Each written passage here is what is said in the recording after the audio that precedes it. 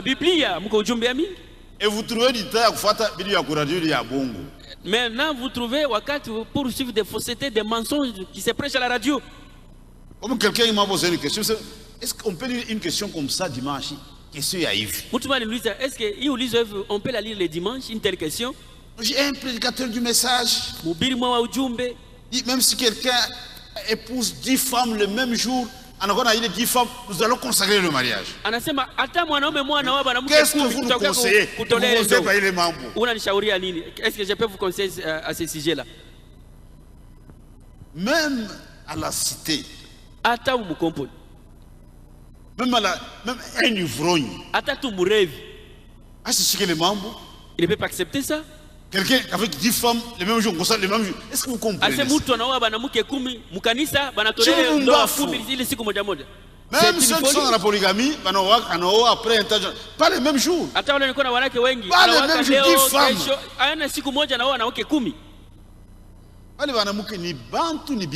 Est-ce que ces femmes-là sont des humains ou bien ce sont des choses? Le même jour, 10 femmes le même jour. Et tu me demandes un conseil. Qu'est-ce que vous nous conseillez? Quand quelqu'un parle comme ça, même le bon sens, il n'a pas ça. Un prédicateur comme ça, on attend un bon sens. Le bon sens seulement.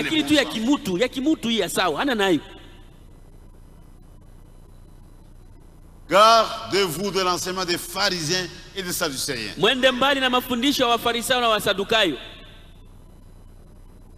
Le fausse doctrine des chefs religieux. C'est du levain.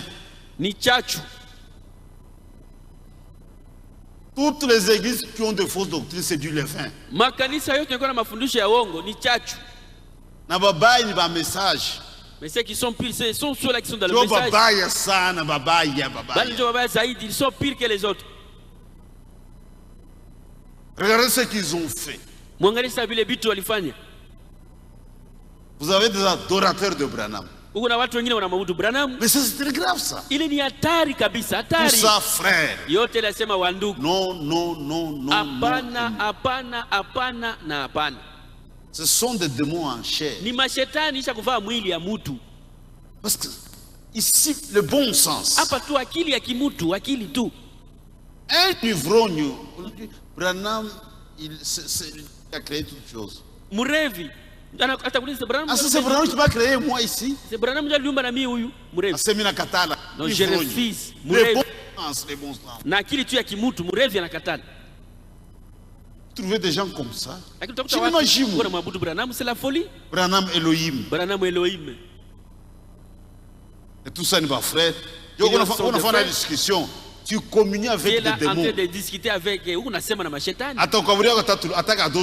Il va te donner aussi une petite dose de l'idolâtrie. C'est très dangereux de communier avec des démons. Même quelqu'un qui a des démons. Je dis une histoire vraie. Un prédicateur, toi bien. Il était à côté d'un prédicateur qui avait l'esprit d'adultère. Il a raconté cette histoire. Il s'est promené avec l'autre prédicateur qui était plein de l'esprit d'adultère. Il s'est promené. C'était loin de Lubumbashi. Mais ils ont vu des filles qui venaient. Celui qui était plein de démons attrape cette femme-là, cette fille-là.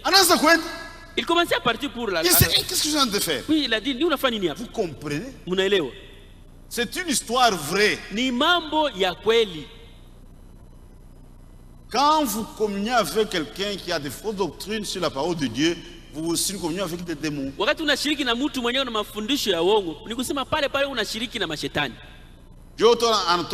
Poser ma question. Tu verras, il quitte là-bas, il commence à poser des questions. Non, pasteur, tonnerre révélé. Oh, pasteur, les tonnerres sont révélés. Vous nous cachez des choses. Qu'est-ce que je cache? Il est plein de démons. Dieu vous a donné vos conducteurs, vos prédicateurs, écoutez-les. Ça suffit. Attends ma discussion, nous sommes des croyants. Nous ne sommes pas dans des discussions, tuko waaminifu. Nous croyons et nous avançons. Tunaamini na tunaendelea mbele. Le fausse doctrine, c'est du levain. Mafundisho ya uongo ni chachu. Toutes les assemblées disent qu'on a le vin. Ils font la Sainte Seine Libya boulé. C'est une fausse communion. Tu ne peux pas communier avec quelqu'un si tu n'es pas d'accord avec lui. Soyez d'accord avec Jésus sur base de sa parole. Là vous allez bien communier.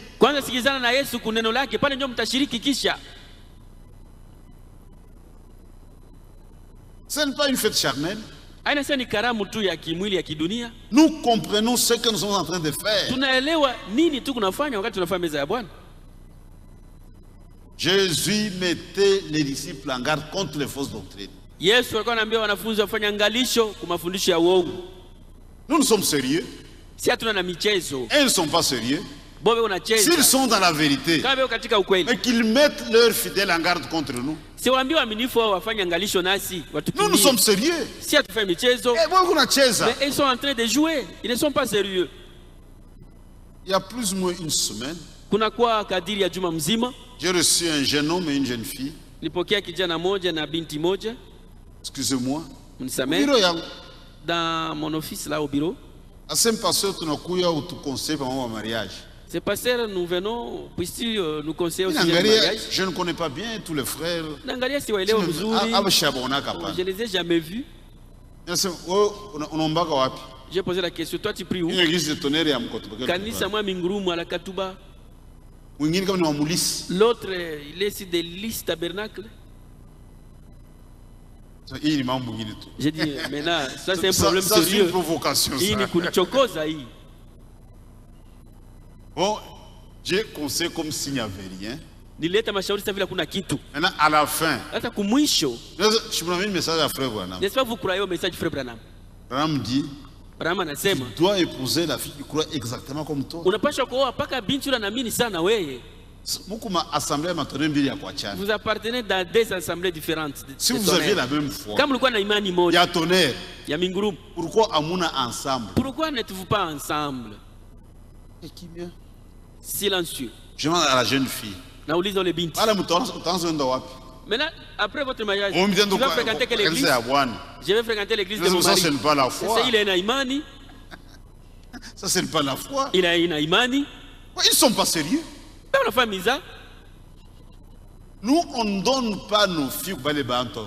Mais il y a des sœurs qui vont venir à la à moins qu'eux-mêmes se mettent d'accord sur ça. Il y a des sœurs ici qui font ça. Mais nous, on ne donne pas nos filles aux gens de la fausse doctrine.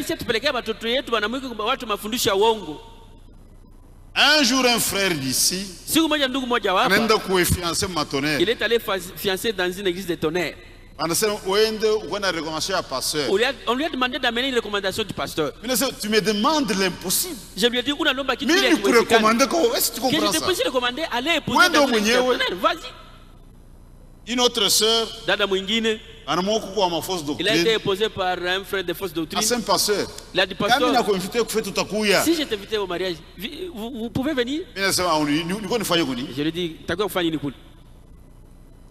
je dis que c'est faux ce que tu as fait. Est-ce que tu comprends ma soeur? Tu penses que je viendrai à ta fête? Allez faire votre fête. Tu es libre. C'est une chose à prendre au sérieux. Dans l'Ancien Testament, il mourait. Derrière une fausse doctrine, il y a des démons. Il n'y a aucun élu dans la fausse doctrine, ça n'existe pas. J'aime que cela vous pénètre.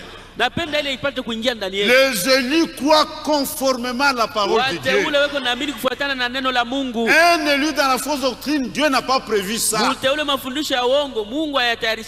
Ça n'existe pas. Où sera le corps? Là s'assembleront les aigles.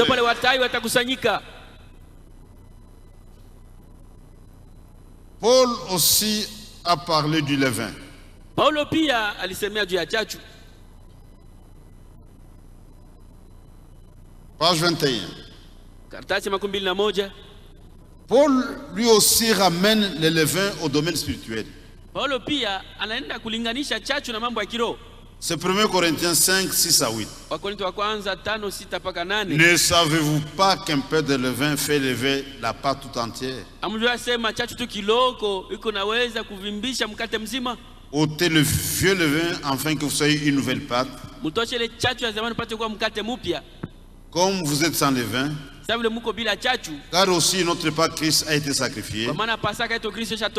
C'est pourquoi célébrons la fête non avec du vieux levain, ni avec un levain de malice et de méchanceté, mais avec le pain sans levain de sincérité et de vérité. Maintenant, nous terminons. Écoutez les commentaires de frère Franck. C'est lui qui participe au repas du Seigneur, témoigne devant Dieu et devant les hommes, à avoir passé de la vieille vie de malice et de méchanceté à une nouvelle vie de sincérité et de vérité. C'est lui qui participe. Il témoigne devant Dieu et devant les hommes.